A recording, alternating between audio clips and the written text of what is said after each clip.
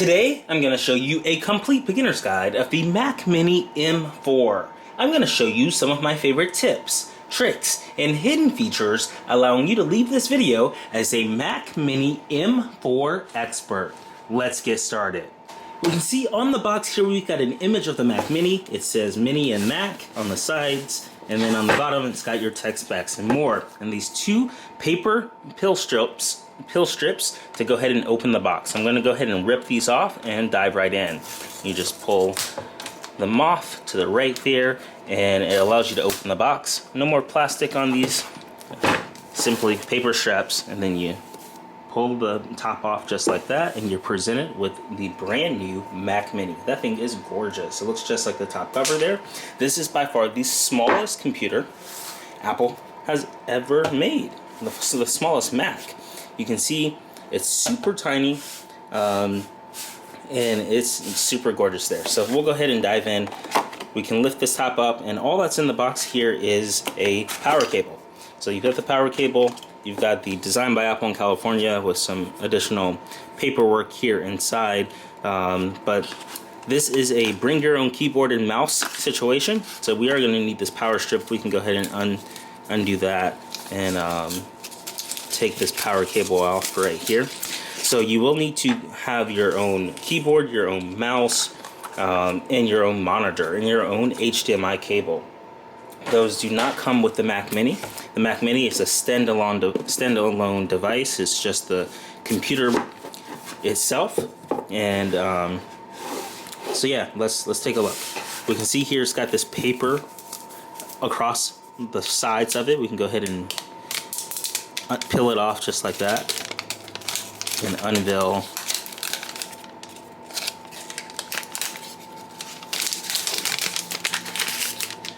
all the ports.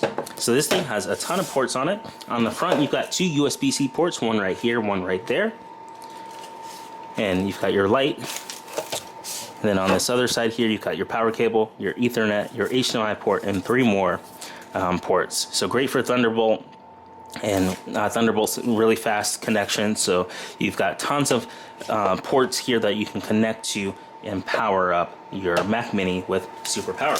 Now this of course has the M4 chip, which is Apple's fastest chip they've ever created, the M4 series. So you can equip your Mac Mini with that and do all kinds of 3D rendering and music production and design work.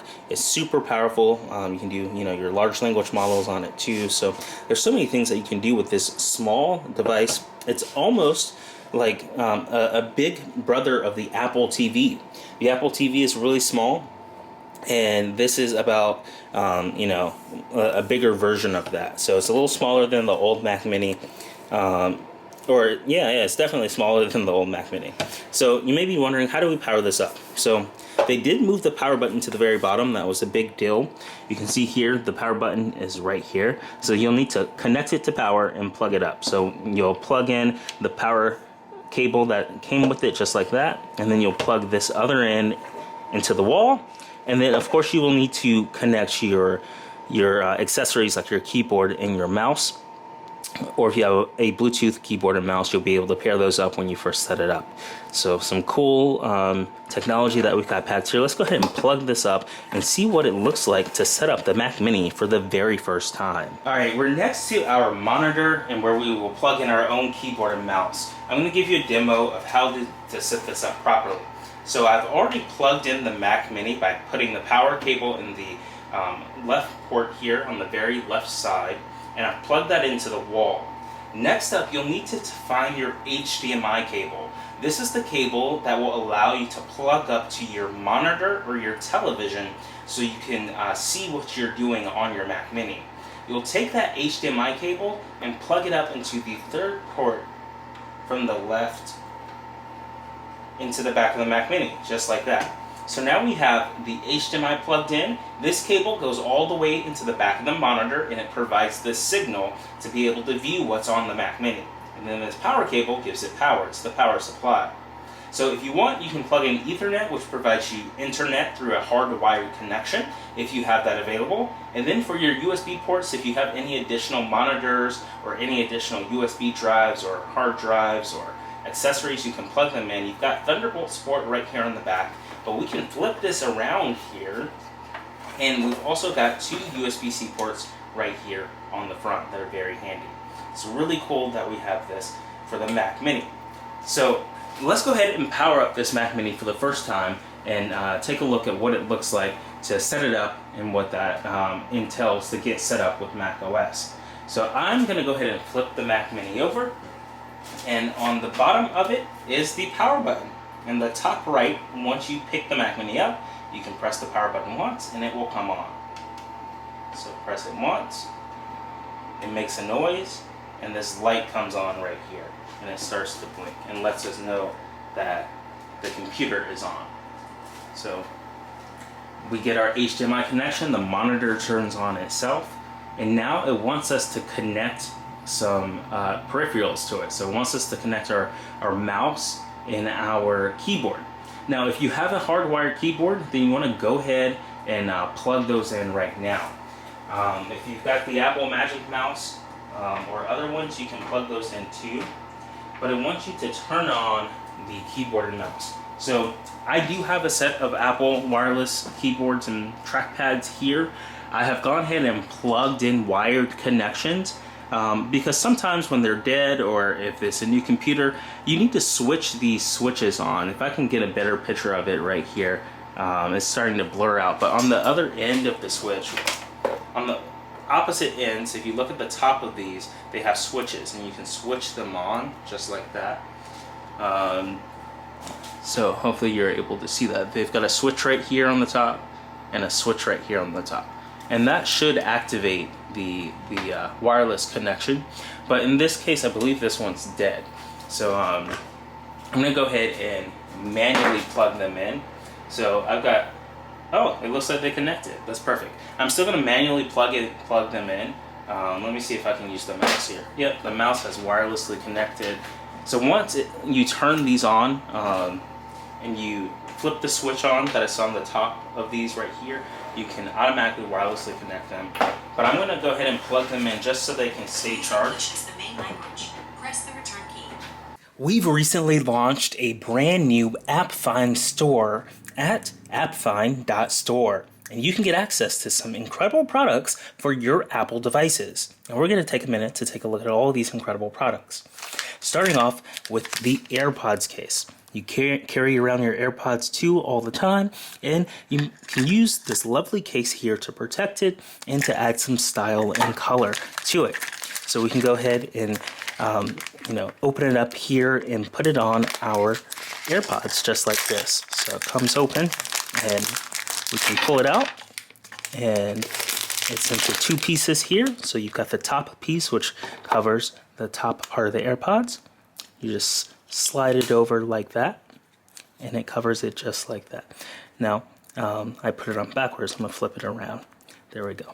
So that way, you can still have the hinge open up just like that. And now, we've got the bottom piece. And the best part about this case is it lets you see the color LED light. So when you charge it or when you turn it on, the light comes on right there, and it lets you see without covering it up, so you can see the charging status or the pairing status just like that. And of course it comes with this little ring here that you can connect to your keychain or other devices. So there you go. That is the AirPods case for AppFind, a really cool product that you can now get using the AppFind Store. You can scroll down below, or you can go to appfind.store and get it today. Next up, we've got 2 variations of an Apple Watch band. And if you've got an Apple Watch out there, you can get a stylish band here. I can go ahead and open up the band there. I'll go ahead and open up this second one here. So it's got a nice little component here. You pull it open, and you pull it down.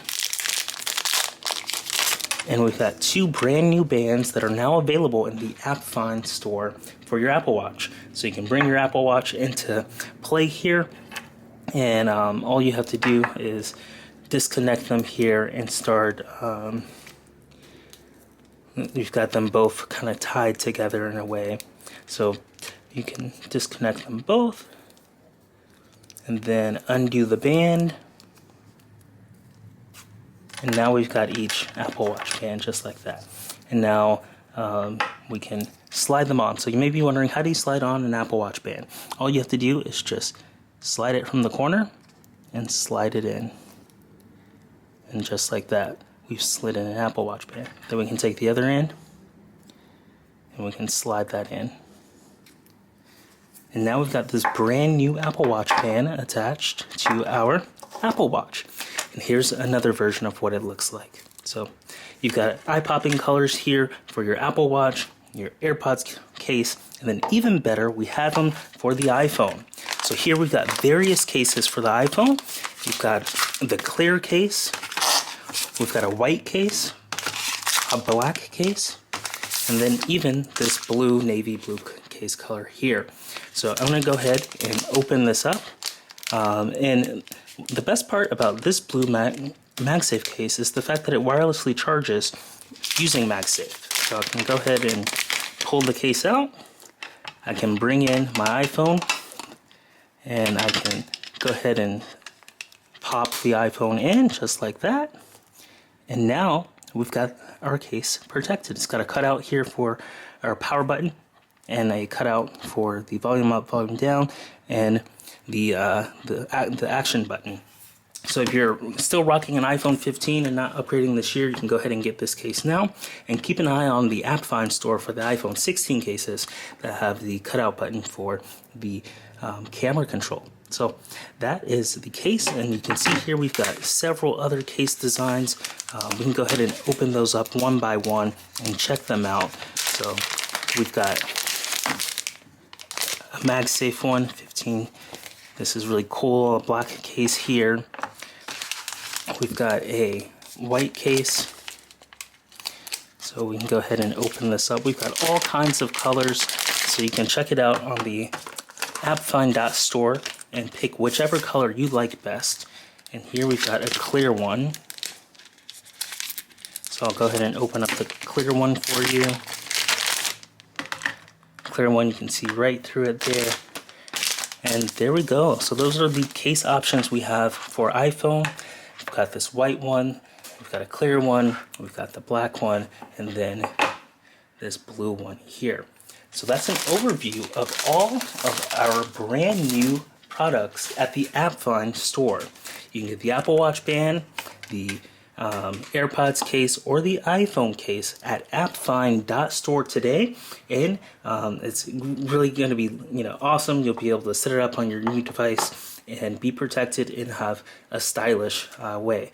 So these are all the new products that we have from the AppFind Store, and we hope you enjoy them as much as we do. Here's a quick look at the AppFind Store. You go to appfind.store and you can use the promo code AppFind to get 15% off your order. You can see all of the products we just checked out, and you can purchase whichever ones you like the most. And don't forget to use that promo code AppFind for 15% off your order. I'm going to plug them in so they can stay charged up, because I did not have these active. They were in a drawer here. So I plugged them up just so they don't die. It doesn't take that long for them to charge. But now we've got our keyboard and our mouse plugged up. So now you may be wondering, how do you set up this computer successfully? So we've got this view here where it wants us to select the language. So you'll have to you'll select your language, and then you'll press the right arrow after you select which language you want. So we've got English selected right here. They've got various different languages here. And now it wants us to select the country or region. We'll select the United States. And now it wants us to set up accessibility. I am going to set up a vision accessibility. I'm not going to turn on voiceover. That voiceover will speak out things. It's a screen reader. It'll let you know what's on the screen. I'm going to turn on zoom. That way I can zoom into this holding down control and scrolling on the trackpad, and you can see this a lot better. So we've got zoom turned on. If you want to turn on zoom, you can do that. You just hold down control and use 2 fingers to scroll on the trackpad, or if you have a mouse, 2 fingers to scroll on that, or a scroll wheel. We'll hit continue. They've got hover text. They've got speak selection. It can speak your words. They've got pointer size. You can increase the cursor size of the pointer if you'd like. You can reduce transparency, improves the contrast by reducing transparency and blurs on certain backgrounds. And then let's hit continue. We can increase contrast. We can have a dark mode. I love dark mode, so I'm going to switch it over to dark mode. And then you can also have auto where it will switch between morning and nighttime. And then we'll hit continue. And you can reduce motion if you'd like to. We'll hit continue. So that was just vision. They've also got motors such as turning on the accessibility keyboard. You've got hearing. You can turn on closed captions. You can test the screen flash for alerts. And then you've got cognitive, such as the appearance with light, dark, and auto modes. You got speak selection, where you can speak what you select, which is pretty cool. You can get typing feedback. It'll speak out characters, words, and suggestions as you type. So all these cool features for cognitive. So that's accessibility. We'll go ahead and hit the continue button. Next up, it wants us to connect to Wi-Fi. So we will select our Wi-Fi network and we'll type in our Wi-Fi password and we'll press enter here. So a really simple process right here. Wi-Fi allows us to connect to the internet. It's what allows us to browse the web, download apps, listen and stream our music, and do all kinds of things on the internet. Wi-Fi is wireless internet. So we can see here that it is connecting. I've typed in my wireless password and it is connecting and processing what it looks like to connect this device to the wireless network. So this takes some time here. Next up is the data and privacy. This pops up and lets us know when Apple is collecting data that they may be reviewing.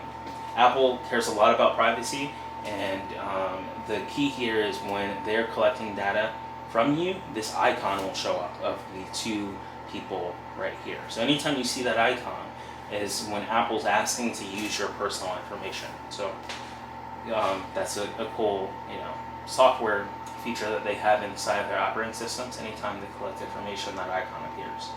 We can press the continue button in the bottom right. If you have a previous Macintosh, you can transfer your old files from it. If you have another Mac or a Time Machine backup or a startup disk, you can transfer them. You can plug it up or you can do it wirelessly. So really cool. You can also transfer from a Windows PC if you'd like. So we'll go ahead and hit continue. Or actually we'll hit not now because we're not transferring any data at the moment. So not now is in the lower left corner, and then if you want to transfer from one of these options, you can select them and then press the continue button and move on. So we'll say not now.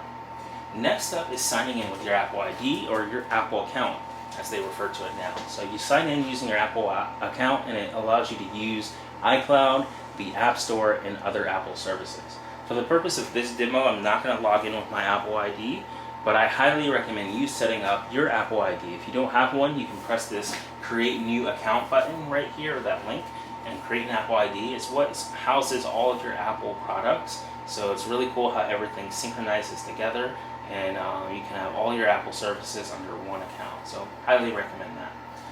Alright, I'm going to go ahead and set this up later. And I'll press set up later in the lower left to skip it. If you want to, you can type in your username or phone number, your email address to set up your Apple account, and then hit continue and enter your password. Now when I hit skip or set up later, it's going to ask me, are you sure you want to do that? Because the Apple account is very important to the Apple computers. It's kind of what, it's not required, but it helps out with the ecosystem when you have an Apple account because everything works together with it. So it's used to automatically set up the App Store, iCloud, and Apple services, and they're like, are you sure you want to skip this? I'm going to go ahead and skip it for the purpose of this demo, but on my personal computers and work computers, I always have my Apple ID set up because everything syncs together across all of my Apple devices. So I'm going to go ahead and skip it for now. Next up are the terms and conditions. You've got terms and conditions for the macOS software license agreement and the hardware warranty that you get. So you'll need to agree to those in order to use this product. So we'll press the agree button in the bottom right corner, and then it says that I have read and agreed to the macOS software license agreement. So we'll press agree just like that. Next up, it wants us to set up a computer account. So we can go ahead, we can use the keyboard that we plugged up to it, and say AppFind, and we can type in a password. I wonder, do we need a password? I want to say, oops, I hit back by accident. I'm going to hit the agree in the lower right and then the agree in the main screen, and then I'm going to hit continue. So a password is required. So I'm going to type in a password, and then I'm going to hit continue. Alright, so I'm creating my computer account. You can also customize the image there. You can click on that image if you want and change it up, make it a different design or something. So they've got various different designs, but you create an account. If you create an Apple ID, your Apple ID can, if you enable it, you can change your password for your account with it, which is really cool. Next up is location services, so things like maps and spotlight suggestions can use your approximate location. You'll have to check off this box in order for the software to be able to see where you are, but if you're looking up things like dinner reservations or where to go, it's perfect if it already knows where you are. Then you can press the continue button in the bottom right to move forward. Next up is analytics. You can share Mac analytics with Apple. You can share crash and usage data with developers. These are not required. You can uncheck this if you want. But I recommend it. It helps them improve the technologies. So I go ahead and share those analytics and then press the continue button in the bottom right. Next up is screen time. You can get a weekly report with insights about your screen time and set up limits for apps, websites, and things that you want to manage. Adults can also use parent controls for a child's device. So you've got weekly reports, downtime and app limits, content and privacy restrictions, and a screen time passcode. So we can go ahead and press continue to set that up. Next up is Apple Intelligence, where you get a brand new set of features such as writing and summarization for your notifications, your mail and messages. And then Siri is a lot more smarter, it's natural, contextually relevant, and personal to you, and of course built with privacy in mind. So we'll go ahead and press the continue button in the bottom right for Apple Intelligence, a really cool feature that they've got in beta. Now I plugged up a keyboard that has Touch ID. So if you have a keyboard in the top right here, I've got Touch ID where I can unlock the Mac Mini. Now in order to set this up, you have to double press the power button. So you have to flip the Mac Mini over, double press the power button, and now I can place my finger onto the Touch ID and use this to unlock the Mac Mini. So a really cool feature that they've created. You just place your finger on the sensor over and over. You get the edges. You place it multiple times, and it takes captures. And now my fingerprint is ready. So now I can unlock this Mac with my fingerprint. I can go ahead and hit continue, and welcome to Mac. You're good to go there. We've completed the setup successfully, and we can go ahead and press the continue button at the bottom, and we are presented with our desktop on Mac OS, and just like that, we have set up our Mac Mini for the very first time. Today we're going to be checking out Surfshark for our lovely promotion where you can get an incredible VPN for about $2.19 for their 24-month promotion. I'm going to go ahead and download this onto our phone and show you the setup process, but you can use the QR code on screen to take advantage of this deal and get access to Surfshark's virtual private network. You can secure your online browsing. It uses protection and hides your IP address, and you can get all kinds of great features to make sure that you stay secure when you're using the internet. And you can go to appfind.org/Surfshark or use the QR code on screen to take advantage of the deal that we have, the promotion that allows you to get Surfshark for 24 months at just $2.19. So let's go ahead. This app is almost downloaded, and I'll show you what it's like to set it up on your brand new iPhone. So this is definitely one of the first things I do when I get my new iPhone. I log in, I set up my virtual private network so I stay secure, whether I'm browsing at home on Wi-Fi or whether I'm on the go on someone else's Wi-Fi network or on 5G. When I have Surfshark enabled, I'm safe and it's fast and it's reliable. So I'm going to go ahead and open this application up. After you've clicked the link in the chat or in the description below, the Surfshark, the appfind.org/Surfshark, or you scan the QR code on the screen and sign up, you'll be able to download the app onto your phone, and then here it's got two options: to create an account or log in. You would have most likely already created an account when you've redeemed the promotion on the QR code or on the link in the description. So you would hit the login button and it asks you to continue with Google, Apple, or your username and password that you set up originally. After you have successfully logged in, this is what it will look like on your screen on your brand new iPhone 16. Now you may be wondering, what do you do? So what it's recommending is you to connect to a virtual private network in a certain location. Now your IP address can be from almost anywhere around the world that they have service. You can scroll down and it looks like I tapped on one. I tapped on one, and it instantly opens it up and tells me more about that. So I highly recommend picking something that's local or nearby, because what will happen is when you're using your virtual private network, websites will kind of detect your location, and if it detects that you're very far away from where you actually live, sometimes it may not let you log in, or it may block you because you wouldn't want someone logging into your account that's not actually you. So sometimes it can be very challenging to get around certain things like that.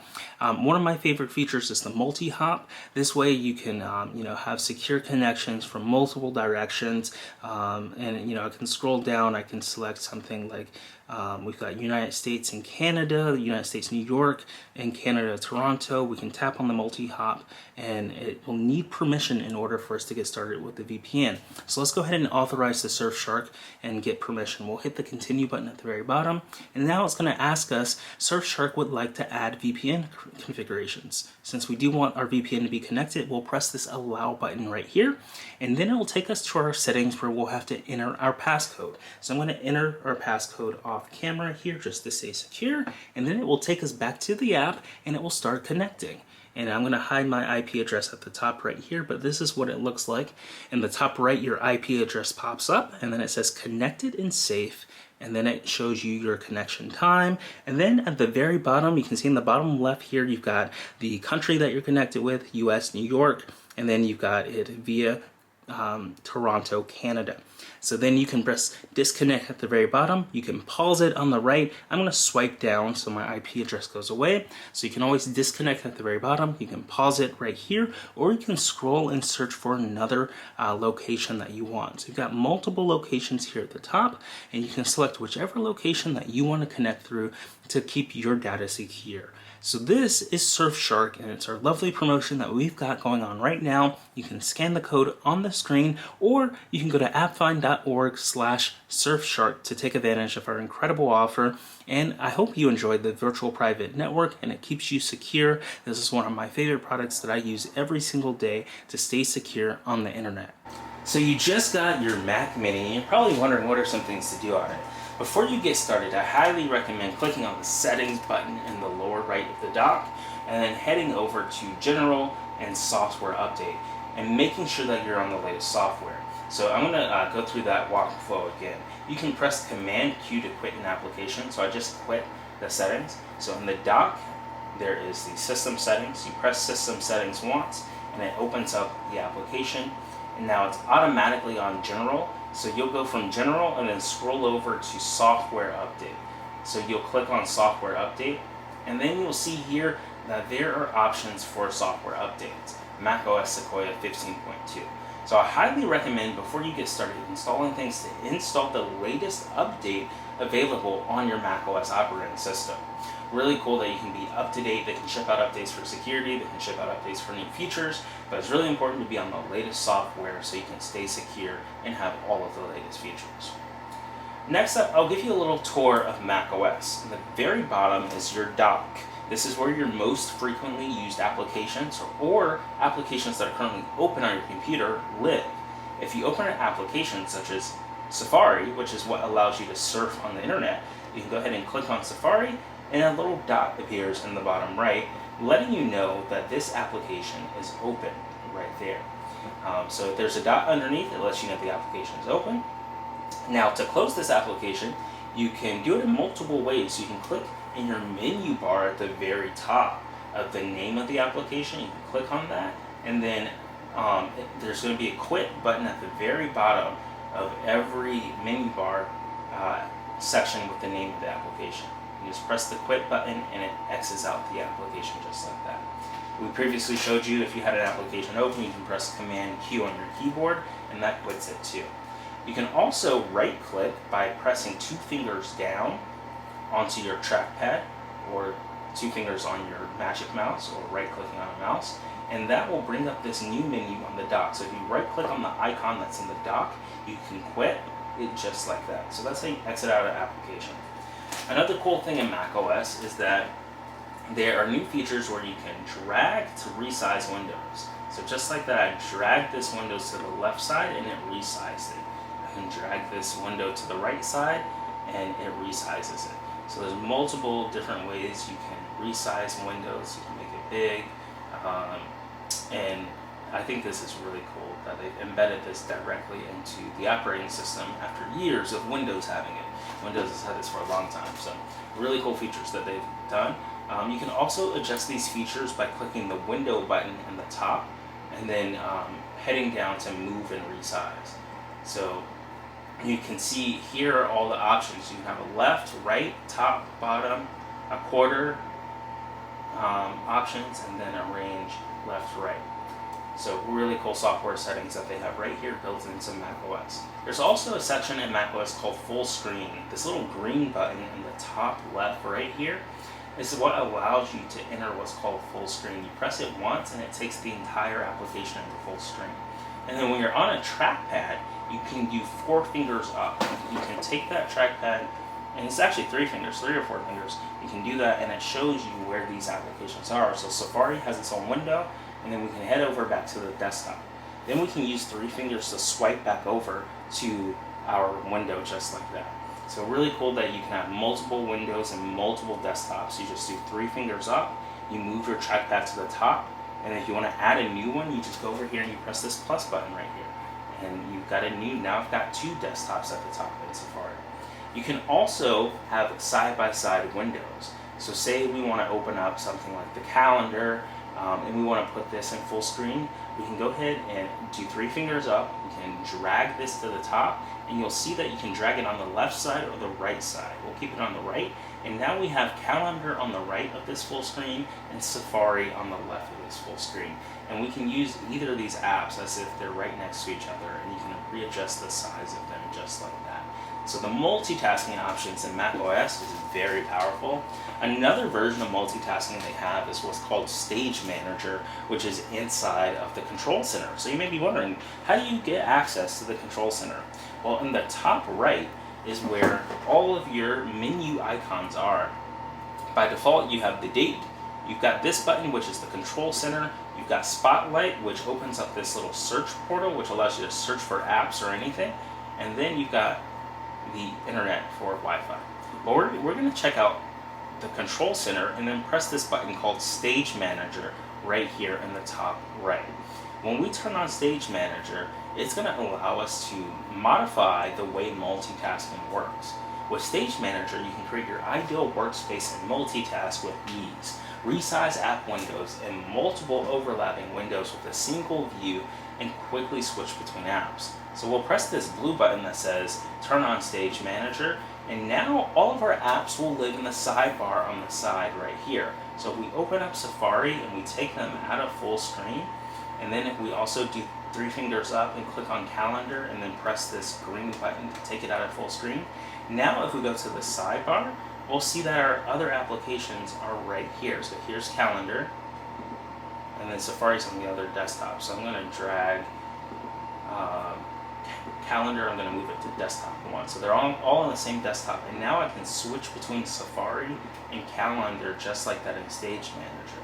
It works even better when you have various apps, so we can open up Notes, and you'll see they all appear right here on the right side of the screen, and that you can swap between them just like this. So really cool. Reminders, we like to use location, that's fine. You can get reminded when you arrive somewhere. So now I can swap between all my multitasking windows just like this inside of Stage Manager. Now Stage Manager is not required. You can always go back up to the very top here and turn off Stage Manager by clicking on the Control Center icon and then pressing the button off. And now all of your windows, if you do 3 fingers up, live on the desktop and you have to manually switch between them. So really cool features that they've got built right here into Mac OS that you can check out. So far we've checked out the dock, we've checked out the menu bar, and we've checked out the menu app icons.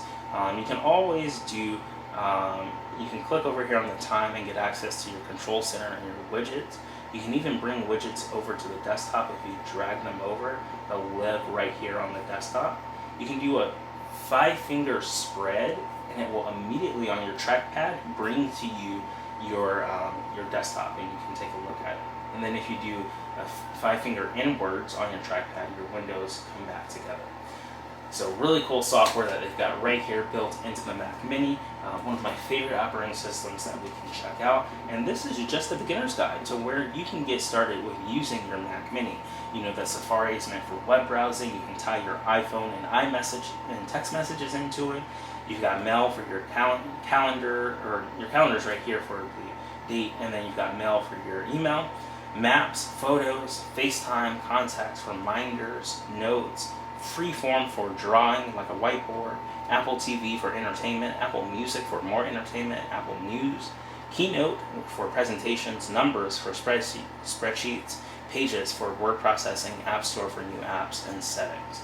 You can also do what's called the Launchpad right here, where you can press this Launchpad button once and all of your apps pop up, and you can scroll with the trackpad from left to right to see all of your applications and play around with it. If you're not subscribed to our newsletter, go to appfind.ai to subscribe to our newsletter, where you can get the latest complete beginner guides every week in your inbox. You'll get tutorials straight from, including these videos that we make on future technology guides, and written tutorials on how to access these consumer electronic products and apps, and it's really neat. So go to appfind.ai to sign up today, and you can use the AppFind Complete Beginner's Guide strategies in your email inbox to get the latest technology, apps, software, and AI tools and products. So this is a complete beginner's guide to the Mac Mini M4 and how you get started.